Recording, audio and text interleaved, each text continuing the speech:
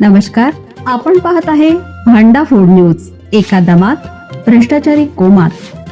Social media, कर्जबाजारी, गुन्हेगारी, सट्टेबाजी, चोरी, मटका, जुगार, दारू, सावकारशाही, न्यायाच्या प्रतीक्षेत प्रशासन.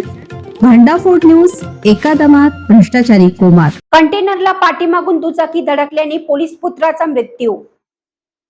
रत्नागिरी नागपूर राष्ट्रीय महामार्गावर तानंग फाटा तालुका मिरज येथे कंटेनरला पाठीमागून दुचाकी धडकल्याने पोलीस पुत्राचा मृत्यू झाला. हरिप्रसाद संताजी चव्हाण, वय वर्ष 18, राहणार कोल्हापूर असं त्याचे नाव आहे.